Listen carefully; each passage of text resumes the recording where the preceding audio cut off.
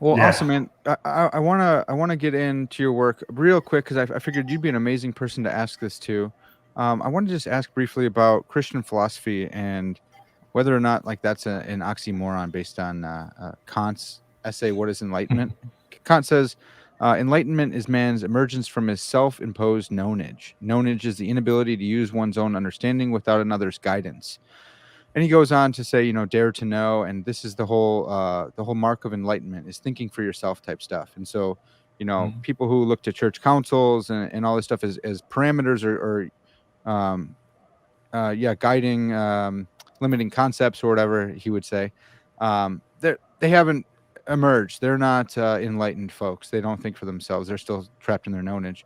And I hear this every now and then, not a ton, but I think about it for myself. You know what, if there's certain things that are off limits to think about or to question because I'm a Christian and because you're a hardcore super hardcore Catholic, you have councils and doctrines and so do I as well, where like if we stop believing these things we are no longer Christians or Catholic. um what do you make of that charge, that claim that Christian philosophy isn't true philosophy because everything's supposed to be on the table for the philosopher? Yeah, I mean, there's a lot to say about this. I mean, let me just say one thing, I guess, first about just the basic methodology of philosophy. I know this kind of this was in the mind. Uh, Sorry, who's the? I'm so horrible with names. So am I, so I'm glad someone Early, else is. early, early 20th century philosopher who was the doctoral advisor together with G. Moore of Ye um, Wittgenstein. yeah, Um, um, well, I'm, wait, it I wasn't just Alfred Northhead, was it? Or Alfred White Northhead? no, No? much more Whitehead, famous North than Whitehead. him.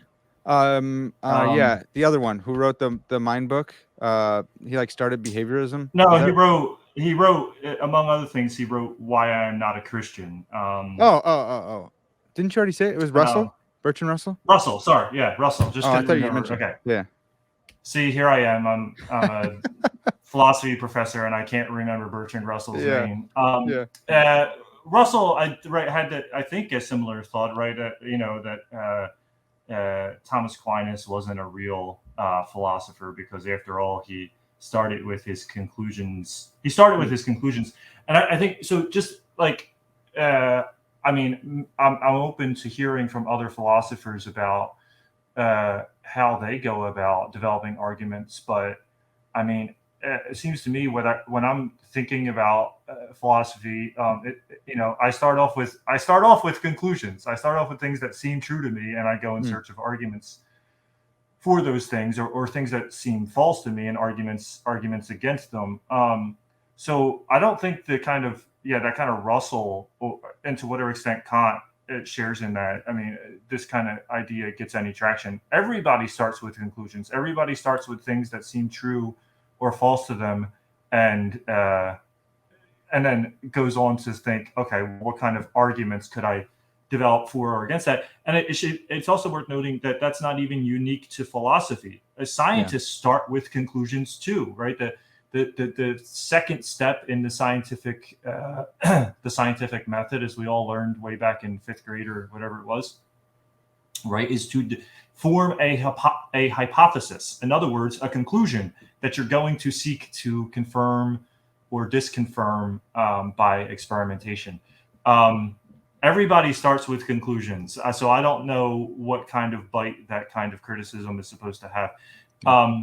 As for the nonage point, I mean, uh, Kant at least should be friendly to the idea that there are things which are beyond the grasp of reason. Hmm. Um, Yeah, that's a good point. he spent a considerable amount of time defending that thesis. Yeah. Um, Let me come back to that thought, but first say that to a certain extent he's correct. I mean, I am myself a critic of the idea that. I am myself a critic of the claim that one can have faith, for example, in the existence of God. I don't think you can, not the same kind of faith that I have in, say, the resurrection of Christ or in the doctrine of the Trinity. Because for me, faith is, as it is for Thomas Aquinas, faith is to believe on the authority of God, and I obviously can't believe on the authority of God that God exists. Right. Yeah. So I think to a certain extent, that's Kant is right. I mean, there's certain things that have to be reasoned through, and insofar as there are certain things that have to be reasoned through, everybody to some extent is going to have to do that for themselves.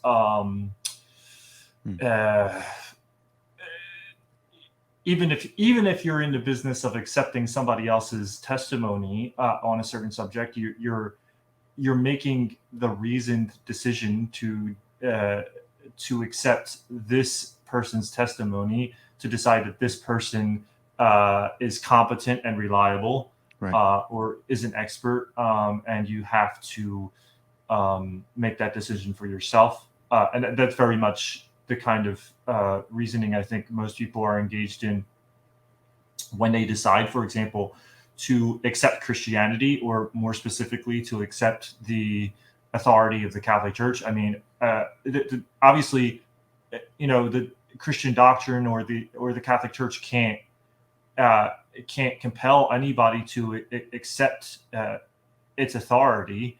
Yeah. That it is authoritative is a decision that you ultimately have to come to by yourself. Now, I think, perhaps now there's two more things to say, I guess, about this. One is, of course, everybody can't reason out everything for themselves. Right. So accepting certain things on authority is something we're all in the business of doing, because we just don't have enough time to think through everything for ourselves. If Kant thinks that is a self-imposed nonage, incompatible with human dignity, well, then I guess, he's just very pessimistic then about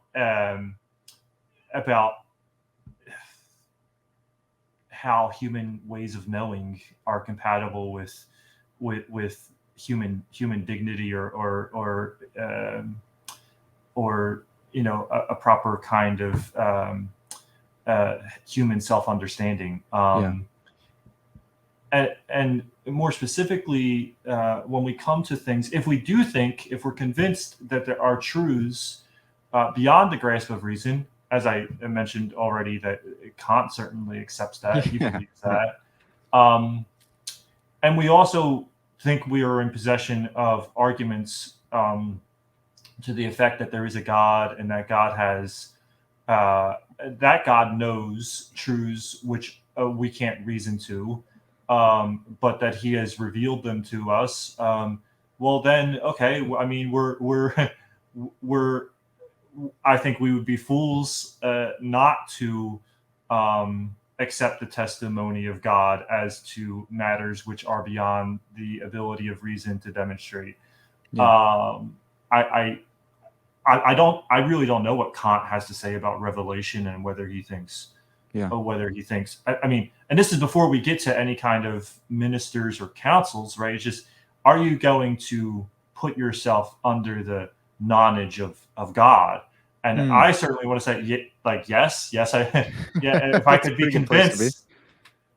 convinced, that it was God who said that P, then I want to believe that P, even if I have no way to demonstrate by reason that P. And then, of course, right, if I think that among the things God has revealed is that there is a society of ministers which He will not permit to err, and those ministers all got together in council and decided that, for example, Christ has two wills and not just one, then I mean, that would kind of just be, I mean, right. I guess the important thing to realize here is, insofar as I'm accepting the testimony of those ministers and those councils, I'm not putting myself under their nonage. I'm putting myself under, I mean, this is an extension of the divine nonage, exercised through human instruments, which I mean, for anybody who's a historian of Christianity shouldn't really be surprised by that. God really loves to use human instruments. Right. He's been doing so from the beginning, right? Yeah. He didn't name the animals, not directly at least, right? He let Adam name the animals, Yeah. and it's been going for a long time since then. So I mean, yeah, I guess to sum all that up, like when I put myself under the nonage of a church council or a society of ministers, as Kant calls it here, I see that as putting myself under the divine nonage.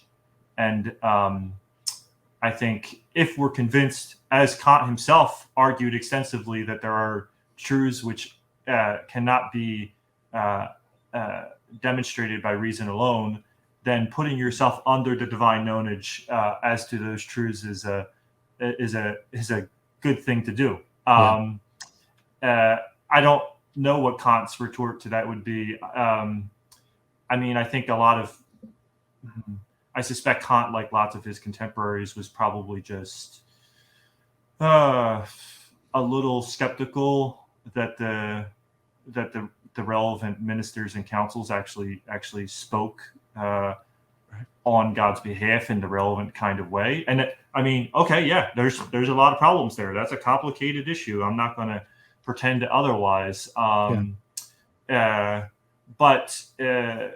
I mean, it's a different kind of objection than the one that Kant seems to be presenting here, right? I mean, that's an issue about how do we identify the right ministers, the right councils, how do we sort all that out? And I think Kant's right. Kant's right insofar as it's the case that ultimately we each have to do that for ourselves through argumentation and a balance of the reasons. I think that's right. I don't think, I don't think I or anybody else, for example, should become Catholic just because it's what the cool kids are doing, or somebody who was really smart told me to be Catholic or anything like that. I mean, I ultimately have to balance those reasons for myself and decide whether to accept or reject those arguments under the influence of grace and prayer.